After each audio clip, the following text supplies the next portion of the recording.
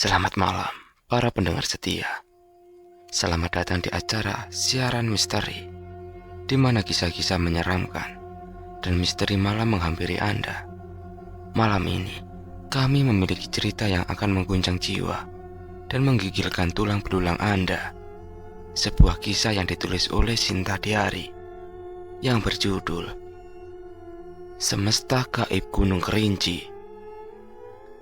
Di tengah keheningan dan kegelapan malam, tersembunyi rahasia-rahasia gaib dari Gunung Kerinci yang menjulang tinggi.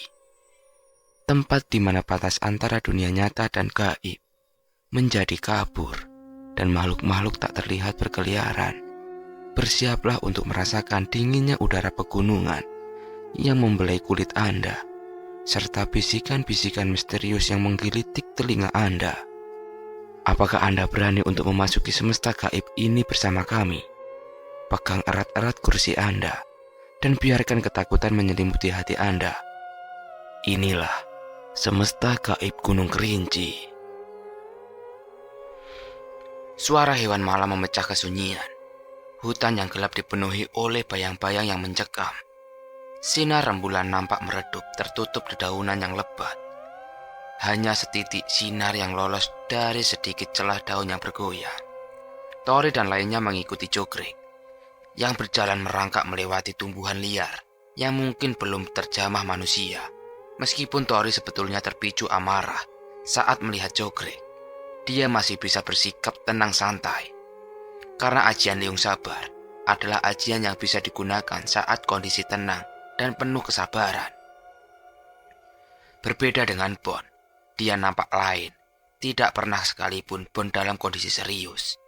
Dia benar-benar marah dengan sosok yang jahat seperti Jogrek. Tangannya menggenggam kuat-kuat. Dalam perjalanan, Bon sudah melewati tahap menguasai tingkat spiritual rendah. Meskipun tanpa ada yang mengajarkannya, seluruh jiwa Bon diliputi oleh energi putih yang tidak biasa. Genggamannya diselimuti aura kehitaman. Sekali terkena pukulan itu, dipastikan makhluk setingkat Jogrek akan remuk seketika. Jangan terlalu banyak memendam amarah, Bon. Dalam kondisi meraga sukma, emosimu akan berubah menjadi energi negatif. Itu tidak baik untuk jiwamu, Bon. Terang jaga. Bon hanya terdiam dan terus melangkah di belakang Jogrek, yang kapan saja dia bisa menyerangnya. Kau tidak perlu berikan nasihat kepada Bon. Saat Bon marah, bahkan aku sendiri tidak bisa menghadapinya. Jelas Tori. Maksud kau apa, Tori? Kata Jaka tercengang. Tidak hanya yang lebih memahami Bon selain aku. Bahkan jika itu keluarganya sekalipun, secara fisik kau pasti bisa menilai aku jauh di atas Bon. Tapi saat dia marah, bahkan pelatih kami di kepolisian hanya sekali pukul langsung pingsan. Yang mana aku tidak pernah bisa menang melawan pelatih saat adu tanding. Dan butuh 4 orang sepertiku untuk bisa menghentikan Bon. Jelas Tori. Jaka pastinya terkejut mendengar pengakuan Tori. Dari sikap Bon yang humoris dan terlihat kalem, sesungguhnya Bon sangat berbahaya. Dia pernah menghentikan 3 orang pemalak yang mencoba merebut sepeda motor Bon, dan hasilnya ketiga orang tersebut harus dilarikan ke UGD. Tapi aku khawatir jika Bon diselimuti amarah saat meraga sukma, itu bisa merugikan dirinya sendiri. Jangan meremehkan Bon.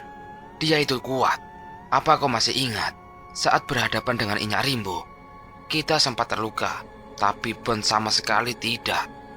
Itu mungkin jiwanya jauh lebih kuat dari kita yang telah berlatih ilmu spiritual.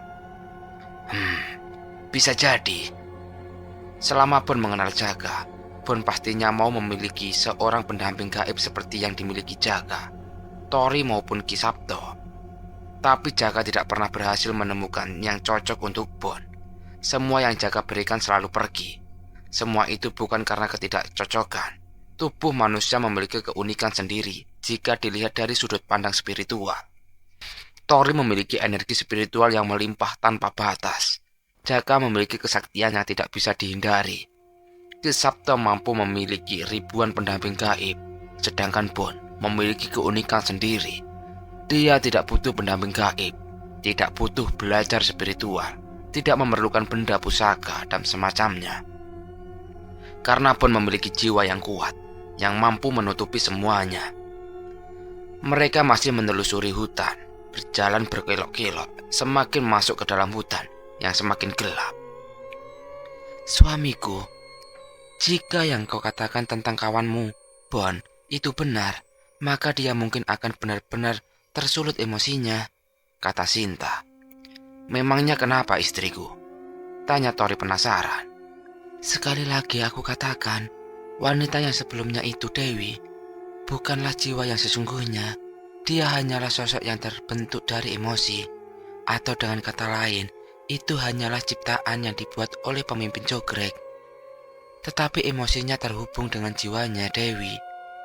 Dengan kata lain, jiwa aslinya wanita itu pasti telah dikurung di suatu tempat. Jelas Sinta. Jika benar seperti itu, akan aku pastikan tidak akan ada lagi Jogrek. Harus dimusnahkan sampai ke akarnya, gumam Tori. Jogrek yang Tori kendalikan berhenti, sambil berteriak menunjukkan sesuatu di depannya. Di depan mereka ada sebuah bangunan besar yang terbuat dari akar. Tidak tahu jenis akar apa itu. Yang jelas tempat itu adalah sarang Jogrek. Sepertinya ini sarang mereka, kata Tori. Jahanam, mampus kau. Bon langsung menghantam Jogrek yang berada di depannya. Seketika hancur bagaikan tertempa meteor. Saat itu juga kendali Tori terputus dan membuatnya terkejut. Tidak hanya itu, suara serangan Bon membuat para Jogrek berdatangan. Jaga, jangan biarkan satu pun lolos. Aku akan masuk.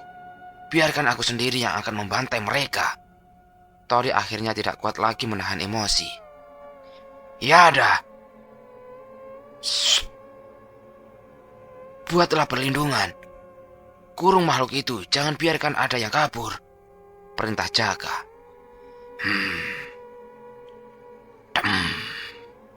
Yada membuat pelindung mengitari seluruh wilayah Jogrek. Subali, pastikan tidak ada yang lolos.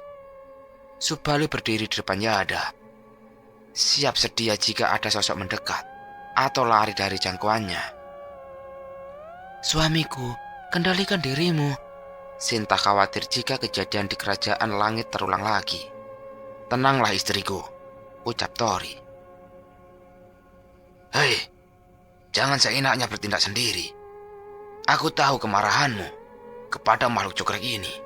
Aku juga memiliki hak untuk membalas apa yang terjadi dengan Bahkun. Cetar. Pusaka Jaga keluar dari sarungnya. Pembasmian pun dimulai. Ada ratusan atau mungkin lebih makhluk semacam Jogrek. Sebanyak apapun makhluk itu, mereka tidak ada apa-apanya di hadapan mereka. Cetar. Serat. Sekali serangan, Tori membelah beberapa Jogrek. Swing, wing. Sinta menari di tengah kerumunan. Tariannya menghancurkan Jogrek yang berada dalam jangkauannya. Jahanam kau.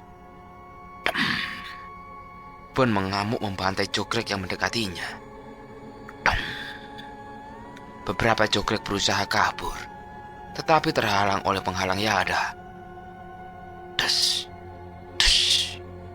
Subali langsung menghantam sosok yang berusaha untuk kabur.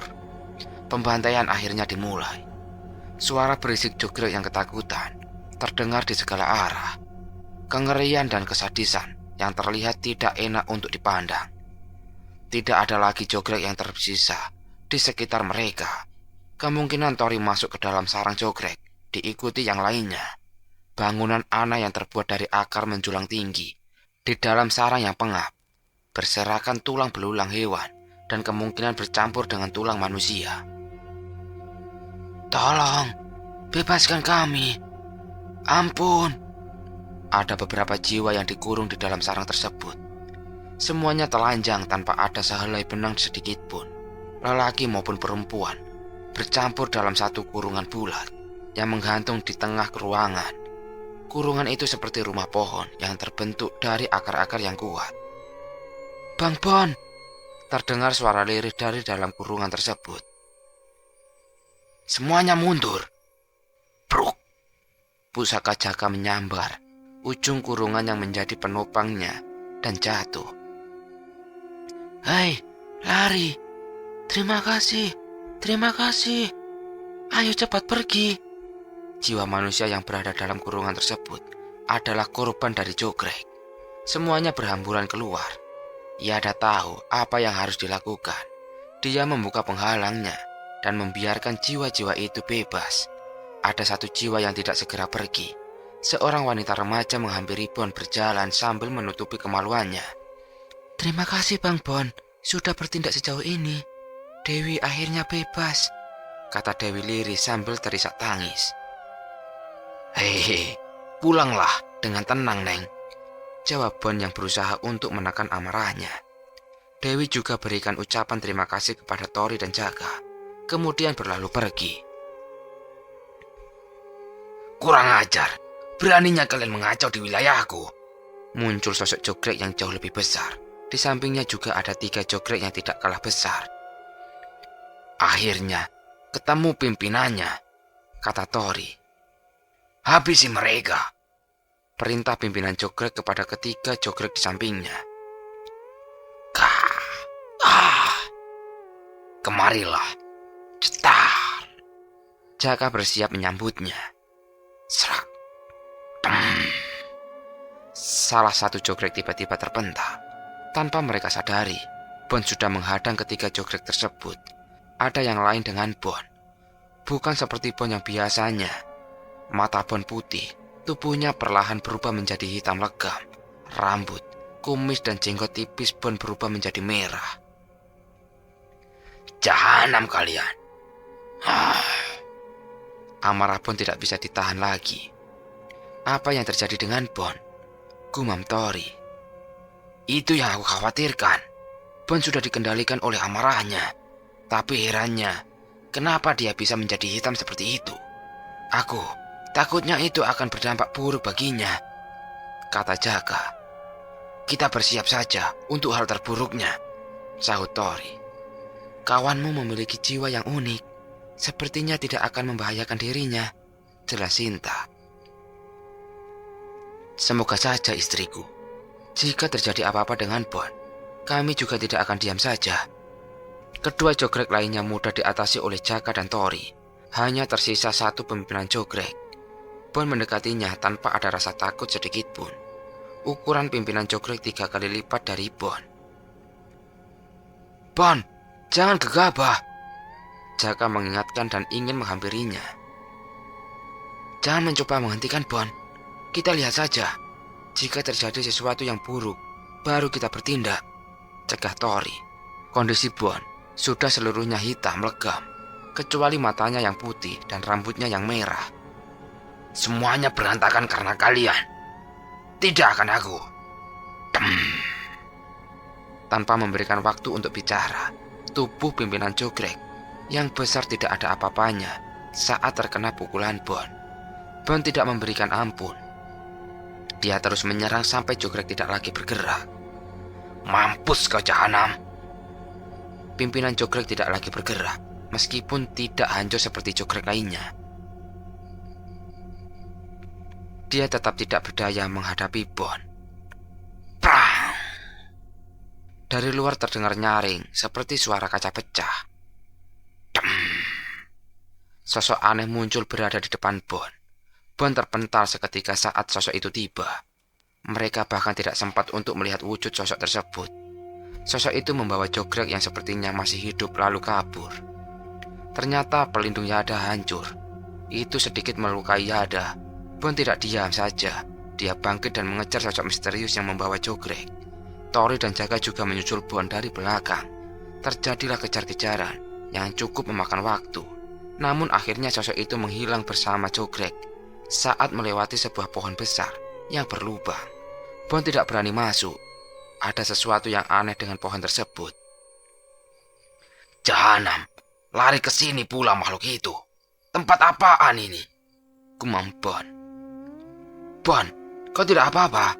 Tanya Jaka khawatir. Iyalah, apa yang dikhawatirkan? Jawab Bon tersenyum aneh. dengan kondisinya yang hitam seluruhnya. "Kita kembali saja dulu. Jangan gegabah masuk ke sana," kata Tori. Di depan mereka adalah portal menuju ke alam jin yang luas.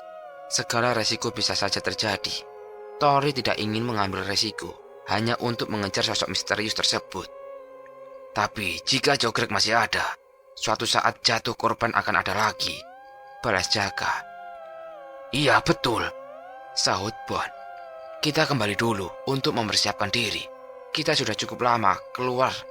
Takutnya kondisi Bon ada apa-apa," jelas Tori. "Iya, kau benar. Hampir saja aku ambil keputusan gegabah." Hei, sudah ku bilang aku baik-baik saja," sahut Bon. "Yada." Yada mengerti apa yang dimaksud Jaka. Yada membuat dinding pelindung bening yang memantulkan cahaya seperti kaca. "Lihat sendiri kondisi kau. Apa itu yang disebut baik-baik saja?" kata Jaka. "Wah, jahanam. Siapa makhluk jelek ini?" Bon terkejut hingga melompat melihat dirinya sendiri. Wah. Mereka berdua tertawa melihat ekspresi Bon. Bahkan Cinta ikut tersenyum kecil. Begitu juga dengan Yada dan Subali. Mereka akhirnya meninggalkan gerbang misterius tersebut.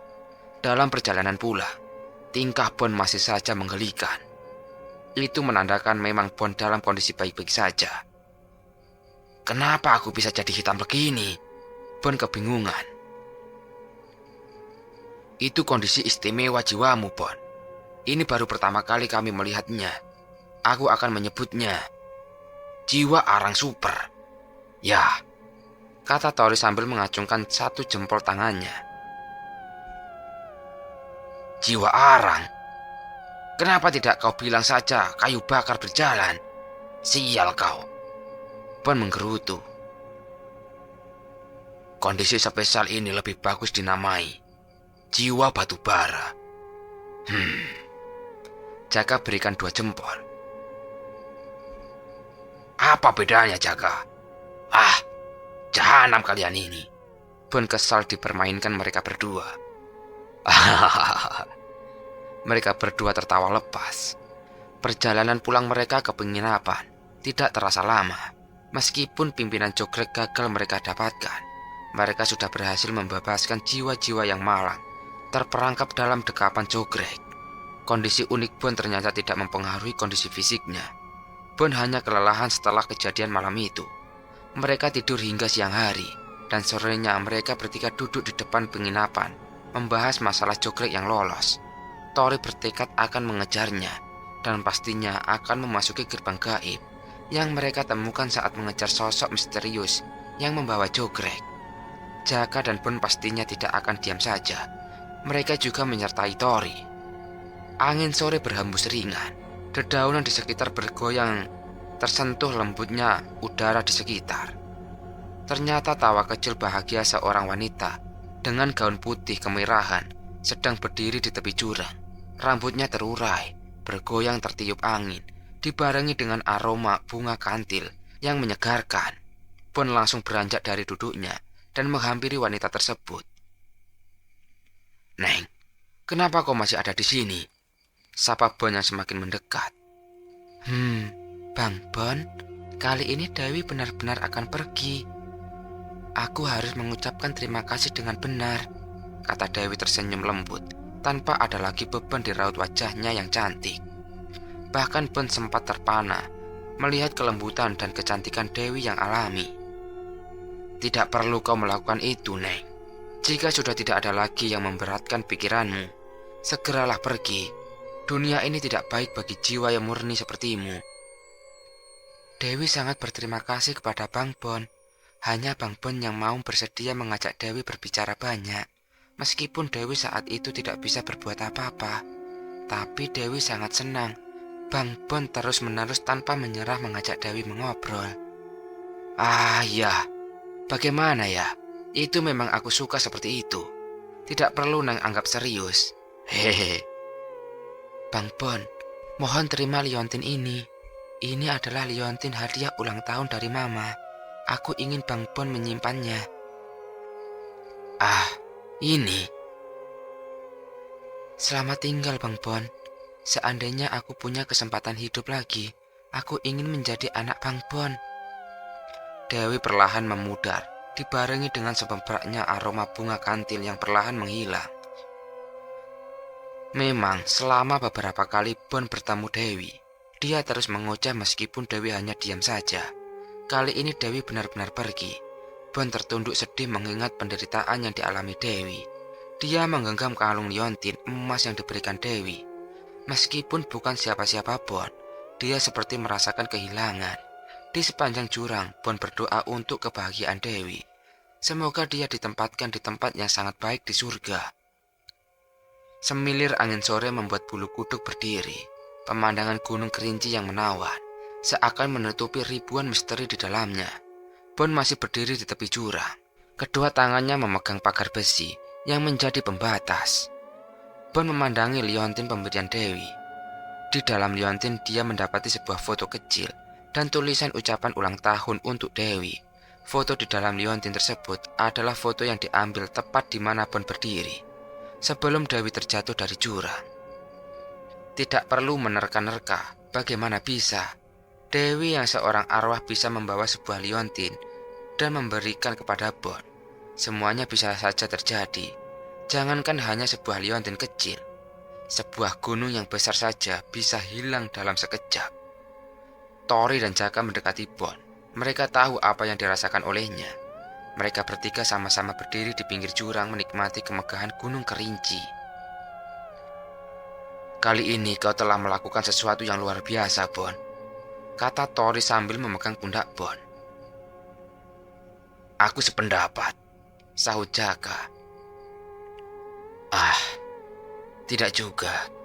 Semua hanyalah kebetulan, jawab Bon. Bukan kebetulan. Semua ini berkat Satria Batubara. Salah, Jaka. Jiwa arang super, aku bilang. Jahanam kalian ini. Mereka bertiga memecah kesunyian dengan candaan mereka. Tidak ada dusta di antara mereka. Meskipun mereka memiliki pandangan yang berbeda, tidak pernah mereka saling membenarkan atau menyalahkan. Di tempat jauh yang gelap di dalam hutan, gelombang energi negatif menyelimuti di titik pusat tempat tersebut. Tempat itu sering disebut dengan pohon bolong, yang karena memang ada pohon yang memiliki lubang besar di tengahnya. Tapi dalam pandangan spiritual, tempat tersebut adalah pusat atau pintu gerbang menuju ke alam jin yang luas dan akan kami sebut sebagai Good Hall.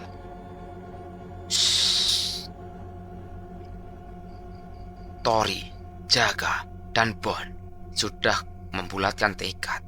Mereka akan mengambil resiko untuk memasuki Good Hall yang berada di Gunung Kerinci. Sebelum pergi, ayo mampir ke tempat Kalungga. Mungkin dia tahu sesuatu, kata Tori. Bon, kenapa kau tidak berubah jadi Satria Batubara lagi? Ucap Jaka. Kau ini Jaka, meledek aku terus, jawab Bon. Mungkin Bon berubah jadi hitam hanya dalam keadaan tertentu saja. Mari berangkat, kata Tori. Mereka yang sudah dalam keadaan meraga sukma menuju ke tempat Kalungga, berharap bisa mendapatkan informasi yang berguna sebelum memasuki Gate Hall. Sebetulnya Tori sudah mendapatkan ingatan dari Kalungga, tetapi dia masih belum yakin jika bukan dari ucapannya langsung. Kalungga! Wah! Bon tersebut melihat naga besar mendekat. Selamat datang, Tuan. Ada yang bisa saya bantu? Mau mampir dulu, Tuan. Kalungga mengecil dan menjawab panggilan Tori. Tidak, terima kasih Kalungga. Kami hanya sebentar. Katakan padaku apa yang kau ketahui tentang God Hall, tanya Tori. Baik, Tuan. God Hall adalah pusat dunia gaib yang berada di wilayah ini. Dari semua wilayah, God Hall adalah tempat yang sangat dijauhi oleh makhluk yang ada di sini. Sebab Kalungga kemudian menjelaskan, Gethal adalah tempat paling berbahaya di wilayah Kerinci. Berbahaya bagi manusia maupun makhluk gaib itu sendiri. Di dalam Gethal adalah dunia gaib yang luas. Berbagai macam makhluk dari berbagai ras ada di sana. Berbeda dengan wilayah gaib individu, seperti di kerajaan peri atau kerajaan Inyak Rimbu. Gethal lebih seperti gerbang neraka yang memiliki wilayah yang jauh lebih luas. Tetapi Gethal tidak memiliki batasan atau segel yang menekan kemampuan makhluk yang bukan berasal dari tempat tersebut. Ada 3 kerajaan besar yang berada di Gethal, yang konon dulunya ada 99 kerajaan gaib. Pernah terjadi bencana peperangan besar yang memusnahkan seluruh kerajaan, hanya menyisakan 3 kerajaan. Kalungga tidak tahu secara pasti seperti apa ketiga kerajaan tersebut, dan siapa masing-masing rajanya. Informasi yang Kalungga dapatkan hanya berupa kabar yang simpang siur. Saya tidak tahu secara jelas tentang informasi di dalam Gethal. Maafkan saya, jelas Kalungga. Tidak apa-apa, terima kasih Kalungga. Kami akan segera pergi, ucap Tori. Hati-hati, tuan-tuan sekalian, jawab Kalungga. Tori dan lainnya pergi menuju kerajaan kayu. Siapa tahu ada tambahan informasi dari Liwu. Selamat datang tuan-tuan. Ada apa gerangan Anda sekalian ke sini? Tanya Liwu. Bagaimana dengan Maung? Apa dia sudah menemukan Enggon? Ucap Jaka. Masih belum ada kabar dari mereka, Tuan. Liwung, kami akan pergi menuju Gethal. Bisakah kamu meminjamkan pusaka Raja Kayu yang tersisa kepada kami? Kami ada urusan sendiri. Tapi kami juga akan bersedia membantu mencari pusaka Raja Kayu yang telah dicuri, pinta Jaka. Aku percaya kepada Anda, Tuan. Tapi jika rekan Tuan mampu mengendalikan pusaka yang mulia, aku tidak keberatan meminjamkannya. Silahkan ikuti aku, jelas Liwu. Kami dibawa masuk ke dalam istana. Di dalam tidak ada apa-apa. Hanya ada 5 singgasana, yang mana itu adalah tempat pusaka Raja Kayu diletakkan. Namun hanya ada 2 pusaka di sana, Busur Pajang dan Kurambak Bungku. Hanya ada 2 pusaka itu, Tombak Samudra dan Cemeti Raja Kayu, telah dicuri. Silakan jika kedua pusaka ini mengakui salah satu dari kalian, bawalah, jelas Liwu. Busur itu cukup menarik suamiku, ucap Sinta. Baiklah, aku ambil busur ini. Dari jauh Tori mencoba untuk memanggil busur Pajang. Busur itu bergerak dan langsung terbang menuju ke arah Tori. Bon tidak diam saja. Dia juga lebih tertarik dengan belati kecil, Kurambek Bungku, yang sesuai dengan gaya bertarungnya. Tori dan Bon tidak mengalami kesulitan sedikitpun. Liwung cukup heran dan tidak bisa berkata apa-apa. Sepertinya kalian memang ditakdirkan. Bawalah aku juga akan menyertai kalian menuju Gethal, ucap Liwung. Macan Liwung akhirnya bisa ikut pergi. Dia tidak mungkin tetap berada di kerajaan kayu, sementara pusaka Raja Kayu tidak ada di dalam istana kayu. Mengikuti mereka adalah pilihan tepat. Selain bisa membantu mencari pusaka yang telah dicuri, Liwung juga bisa sekaligus melindungi pusaka yang dibawa Tori dan Bon. Liwung, apa kau serius ingin ikut dengan kami? Tanya Jaka. Ya, aku sudah berada di sini selama puluhan tahun. Ini saatnya aku keluar. Lagi pula menyertai kalian, aku juga tetap bisa menjaga pusaka yang mulia kayu, jawab Liwung. Baiklah, ayo langsung berangkat. Sebelumnya, aku ingin menemui Pangjer terlebih dahulu.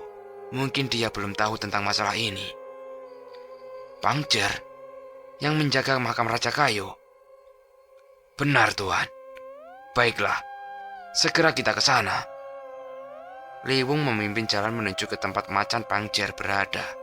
Butuh beberapa waktu hingga sampai ke tempat di mana Pangjer berada. Pangjer adalah pengawal Raja Kayu yang paling loyal dan setia. Dia selalu berada di sisi Raja Kayu semasa hidupnya. Bahkan setelah kematian Raja Kayu, Pangjer tetap berada di dekat makam Raja Kayu. Pangcer. Liwung, kenapa kau berada di sini? Siapa mereka? Jawab Pangcer waspada melihat kedatangan mereka. Tenanglah, mereka bukan musuh. Dia adalah penerus yang mulia kayu. Terus, kenapa jika pengurus yang mulia kayu? Ada perlu apa kau di sini, Liwung? Jawab Pangcer ketus. Sikapmu masih sama saja seperti dulu, Pangcer.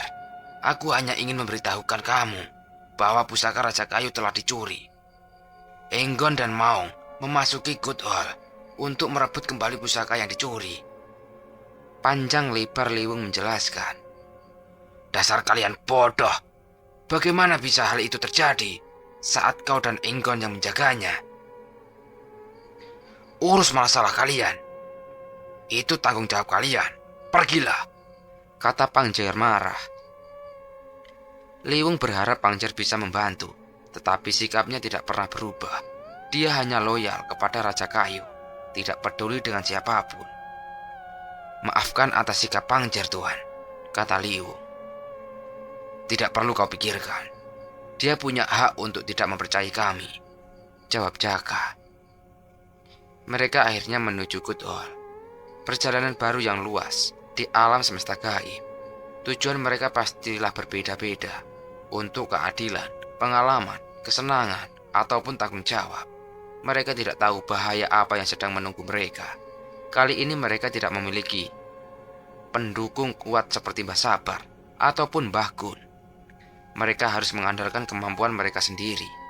Jalan spiritual sangat rumit, berbahaya dan penuh tantangan, tetapi membuat kecanduan dan enggan untuk berhenti mengejar jalan spiritual.